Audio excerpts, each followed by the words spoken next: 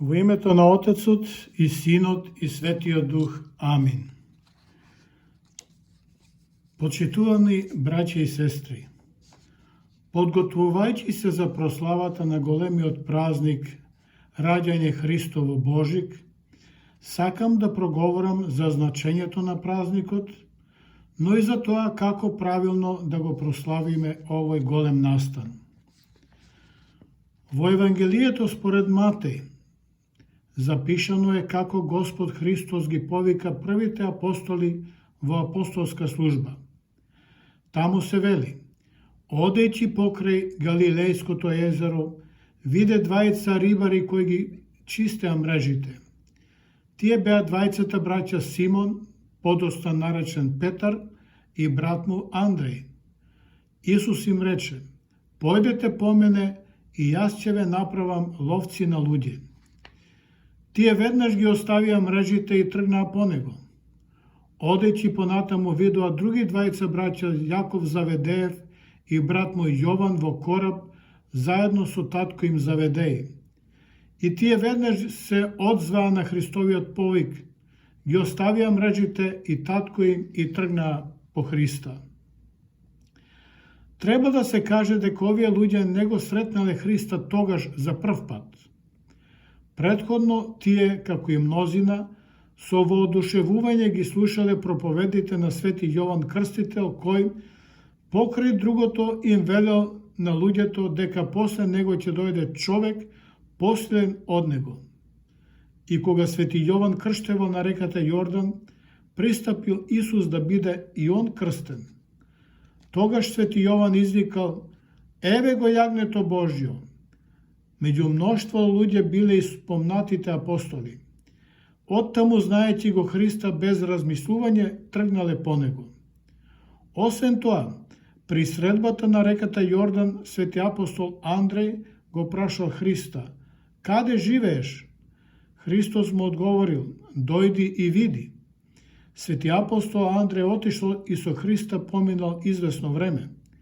Тоа ни кажува дека Христос не бил непознат за нив.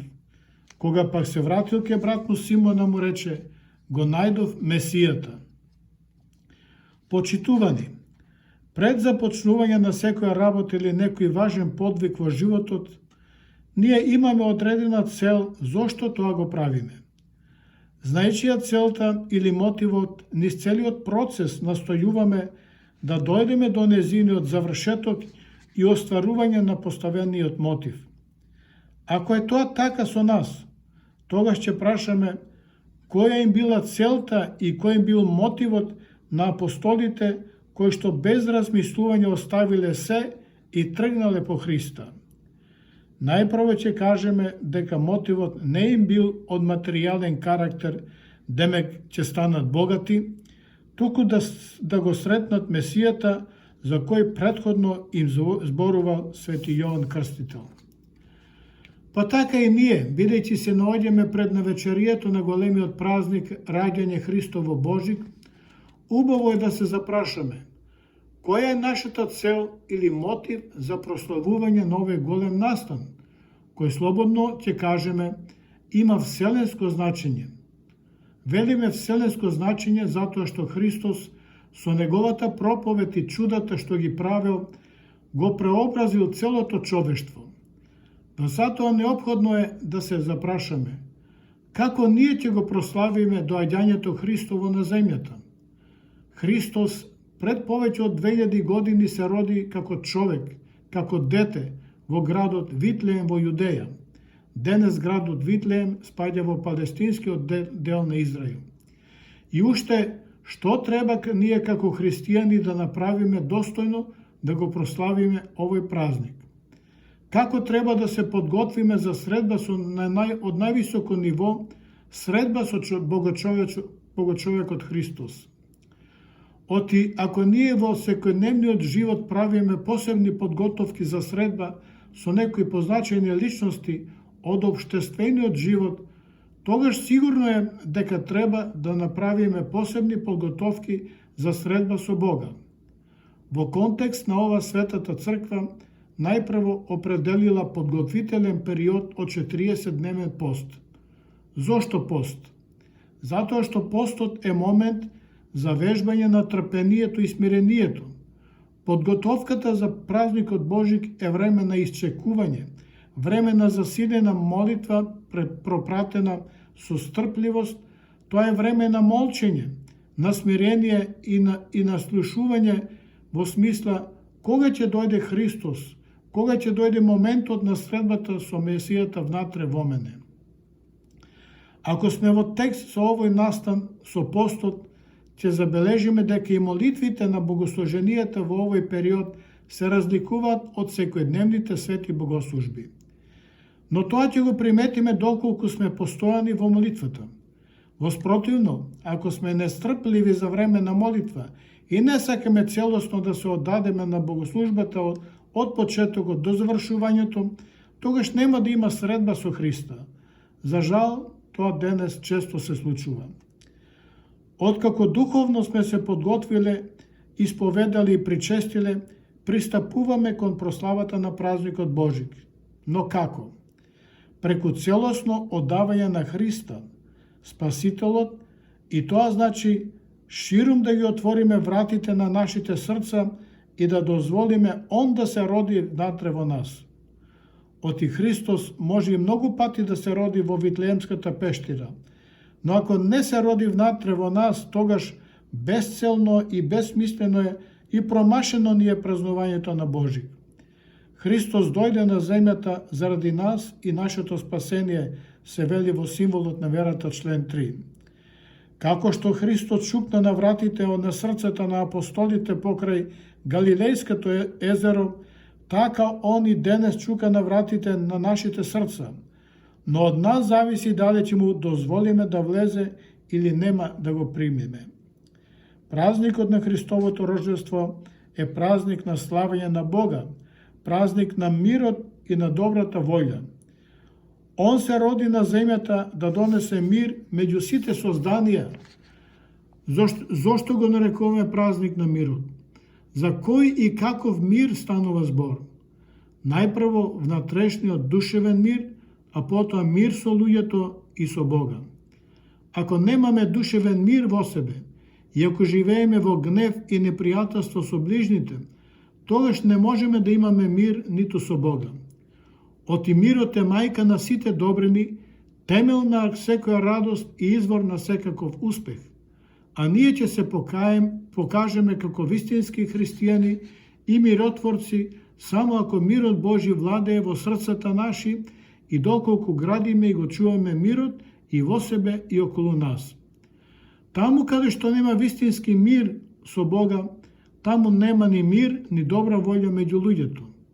Затоа на овој ден, но и секој ден од нашиот живот, за момент да се преселиме во Витлеемската пештера, која е символ на Божјото смирение и на Божјата љубов, и да твориме и возвраќаме со боголюбие и со човеколюбие. Всушност, колку повеќе растеме, живеејќи ја верата во Бога внатре во нас, толку повеќе ќе имаме љубов и кон Него и кон луѓето. Оти смирението е одлика на набожните луѓе. Без вера во Бога нема мир. За жал, сведоци сме како денес мирот се помалку е присутен меѓу луѓето и верата во Бога како исчезнува. Дали е тоа слабост на верата? Сигурно не. Тоа е пред се слабост на луѓето.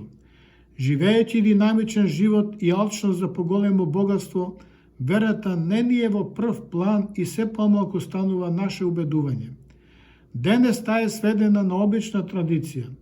Ете затоа денес се помалку се зборува за меѓусебна љубов и почитување. Ние се соочуваме со два начина на празнување на празникот Божик. Еден е литургиски, христијански и богоугоден, а другиот нехристијански. Христијанскиот и богоугоден начин се одликува најпрво преку правење добри дела, преку духовно и душевно смирение, а литургиски начин подразбира активно присуство на молитва во храмот на светата литургија. На светата литургија ќе го најдеме Бога и ќе го сретнеме Христа. Молитвата ни дава да ги орасположиме нашите срца и Христос навистина да се роди внатре во нас. Но, за жал, има луѓе кои го прескокнуваат овој момент и вниманието во одбележувањето на празникот Божик го прават без да го сретнат Христа, без молитва, без внатрешно смирение и без љубов, и се извршува формално. Таквите најголемото внимание го посветуваат најпрво на уредувањето и украсувањето на домот со елки, подароци, богати трпези и слично, а најмалку посветуваат внимание за украсување на собствената душа. Духовниот дел од прославата на Божик кај нив е сосема исфрлен или не постои. Светиот апостол Андреј, пред да појде по Христа, поминал извесно време кај него и така се подготвил да биде негов ученик. Затоа ние, ако го прескокнеме моментот на духовната подготовка, постот, и не правиме преобразба на собствената душа, не можеме да бидеме Христови ученици, апостоли или верници. Ова е многу важно, како не би ја промашиле целта на празнувањето на Божик. Домот може да ни биде најубаво украсен и уреден, но ако не оставиме место во него и простор за Христа, тогаш се е залудно. Денес комерцијализираниот начин на прославување на Божик направи Господ Исус Христос да биде заменет со некаков измислен Дедо Мраз. Тоа ни зборува дека денешното празнување на празникот Божик во голема мера отстапило од суштината на празникот. Колку пари се трошат и колку реклами се прават за Дедо Мраз, додека црквите се полупразни и прославата се сведува на формално практицирање на верата. Ако отидеме во болница, ние најпрво сакаме да го сретнеме докторот, за да ни одреди соодветна терапија. Но доколку не го сретнеме докторот, тогаш залудно ќе ни биде одењето во болницата. Така е и во верата. Ако дојдеме во храмот или ако го славиме Божик, а не сме го сретнале Христа, кој е главната личност во настанот, тогаш промашено ќе ни биде и празнувањето. Во таков случај се сведува на забава, парти и слично. Ние христијаните повикани сме најпрво да го сведочиме Христа.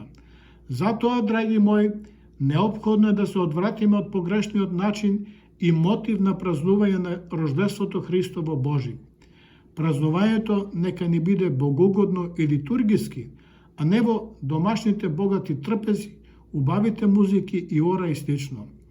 Нема побогата трпеза од литургиската, кога преку светата причест го примаме Христа. Затоа Божик нека ни биде настан за наше духовно воздигнување. Мнозина ќе сретнеме кога велат: јас сум верник, јас верувам, јас помагам на црквата и слично. Но колкумина од нив присуствувале на празничната света литургија. Обичното палење свечи, колку и да се наброи тие, не ја надополнува суштината на празникот. Со такво однесување не можеме да кажеме дека сме го исполниле нашиот долг кон Христа и кон верата. Оти само доколку со устата го исповедуваме Христа и со срцето веруваме, тогаш ќе бидеме спасени. Воспротивно, доколку со устата го исповедуваме Христа, а срцето ни е далеко од Него, не можеме да очекуваме спасение. Не секој кој вели Господи, Господи ќе влезе во Царството Божјо, а оној кој ја исполнува волјата на мојот Отец Небесен, вели Христос. Затоа да се поучиме и да почнеме правилно да го исповедуваме Христа. Правилното исповедување на верата ќе не доведе до богоугодно празнување на Божик. Само така можеме да се пофалиме дека сме го разбрале празникот на Христовото раѓање Божик. Амин. Христос се роди, навистина се роди.